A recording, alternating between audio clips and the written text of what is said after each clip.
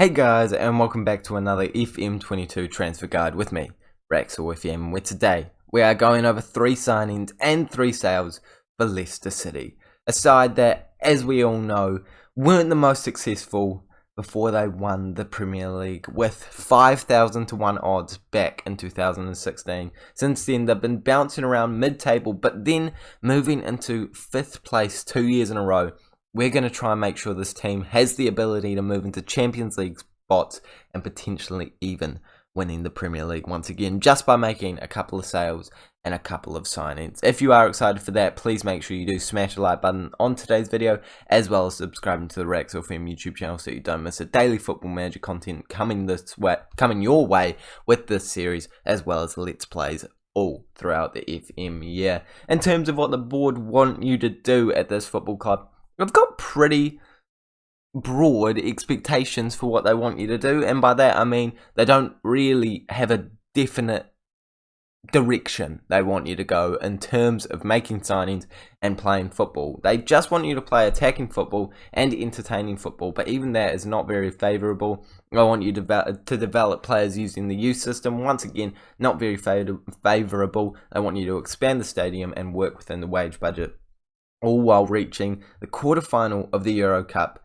They want you to qualify for the Euro Cup again in the Premier League, so top 6 is what they want. They want you to reach the quarterfinal of the FA Cup, quarterfinal of the Carabao Cup, and they don't care about too much else. But they do want you to become recognised as the best of the rest, and I am assuming that is outside of the top 6. But realistically, I think there's already something that this Leicester City side is considered as, obviously not having the best season in real life, but certainly a decent football club. They give you £10 million to do all that though, and with 100% of the transfer revenue you bring in, that is actually pretty doable. I think we can make some tasty signings, but first of all, we need to make some more money. Let's go out, let's sell some players so that we can improve this team. The first player that I'm selling as the Leicester City boss is Daniel Amati, a youngster, well not really a youngster anymore, who did look like he had a bit of potential, but now only 3-star potential ability, not really good enough to be a fringe player even, and at 26 years of age, as we've just pointed out, he's not going to improve a whole lot more. But the positive thing is he's worth about £11.5 million. I have no idea how that's happened. Coming into the football club for 6.5, that is a very tidy profit. I think it's a very doable sale if we can get it across the line for around that area. Let's go out into the market and see how much we can get from. He's just a player that we're not going to use a whole lot and isn't quite at the quality we need. In this save, he stayed in the Premier League, moving over to Wolves, where I assume he will get a wee bit of game time. I'm surprised that they've spent that much on a rotation player, £12.5 million. A very, very good fee for that man for us. Probably not the best deal Wolves have ever done. He's probably going to get a couple of games, but realistically not going to get a whole lot better. Just not at the level that we need, especially when we're pushing for the top spot in the future, as well as Champions League places. The next player that I'm selling is a bit more of a controversial one, but in Football Manager, I think it makes perfect sense. Jose Perez being the right winger, cam and striker option that Leicester City thought they were going to be bringing in for a bit of quality in those positions, but for £26.5 million, this man has been pretty average since arriving at the football club. And in Football Manager, he doesn't have the ability or the potential to really justify locking down that right wing spot. If we compare him to our other option in that right wing position, Albrighton, who I would say isn't the greatest player of all time as well, there's not a whole lot in it, and that shows the quality of player that we're dealing with. Albrighton not being worth so much and actually being a bit of a club legend has the edge for me, and I think Jose Perez, being 27 years of age, 2.5-star current ability, 3-star potential ability, with a potential value of £17 million, I think is a really good sale. In this save, here's once again, well, another player that has stayed in the Premier League, being a squad rotation player for Aston Villa, which I think is actually a very good signing for them.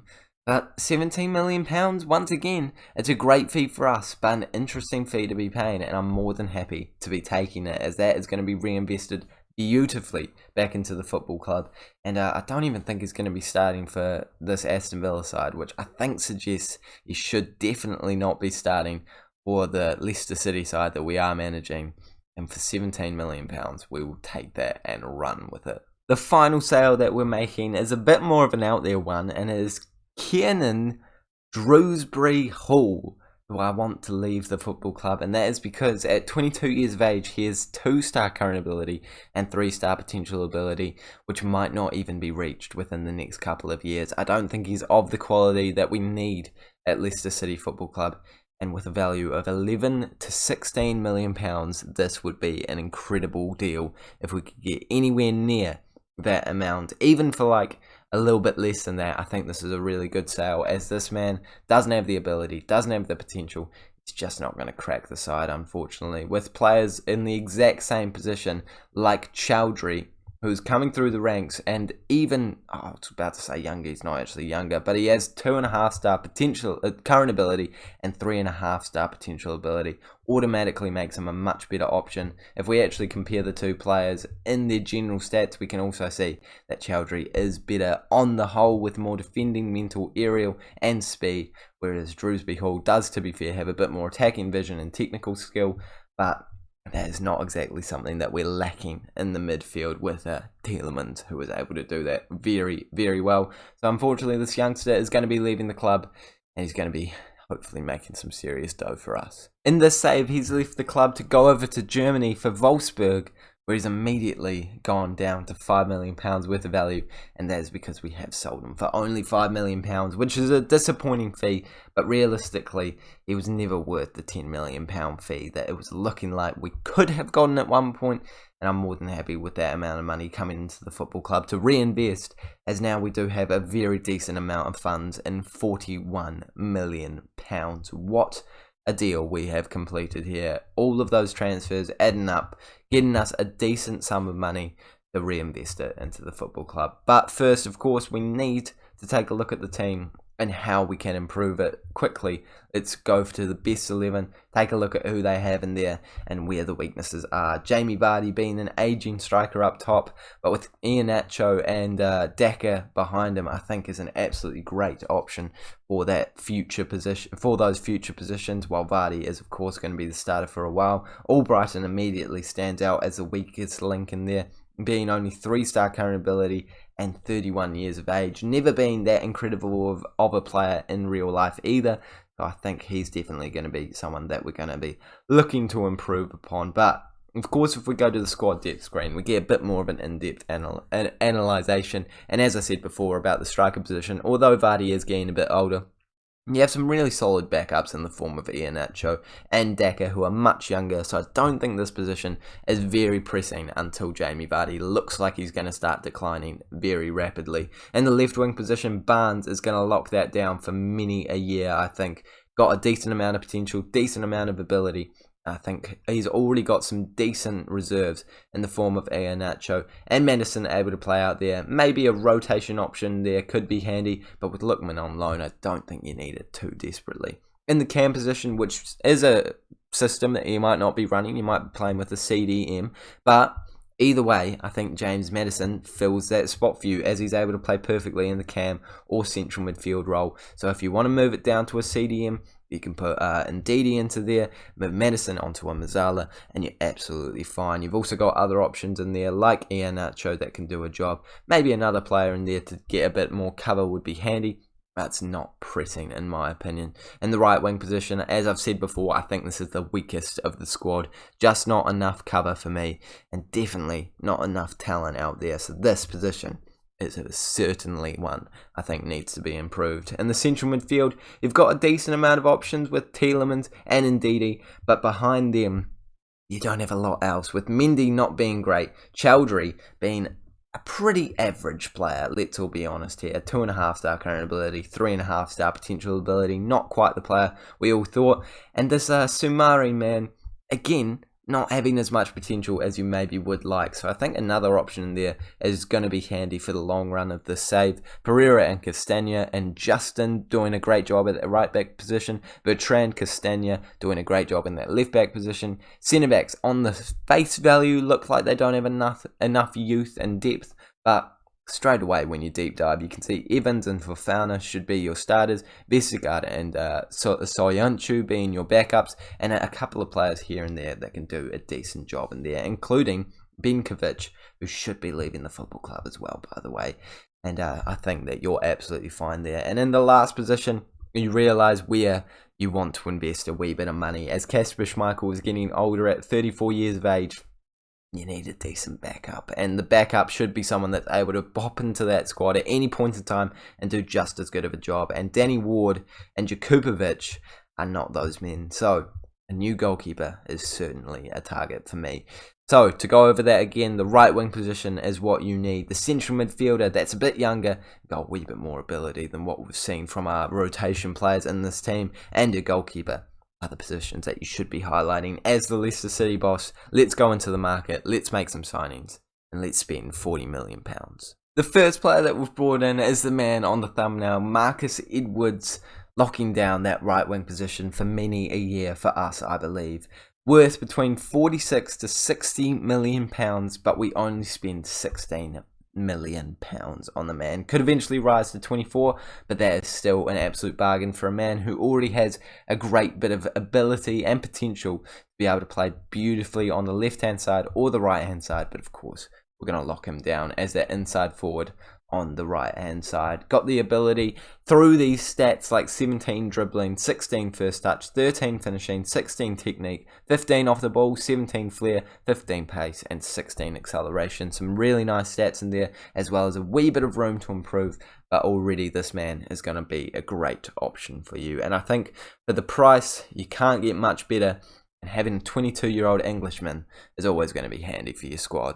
The next player that we've brought in is a goalkeeper who is going to be perfect as soon as Peter Schmeichel decides to retire. Sorry, I called him Peter Schmeichel. Kasper Schmeichel. I think it's Kasper Schmeichel. It's Dominik Livakovic, and I mean, he's the most typical goalkeeper to sign in Football Manager, but he is for a reason. He's already going to be okay with starting as your rotation goalkeeper as long as you give him some cup ties here and there. 3.5-star current ability, so you can immediately put him into that first team spot if you want.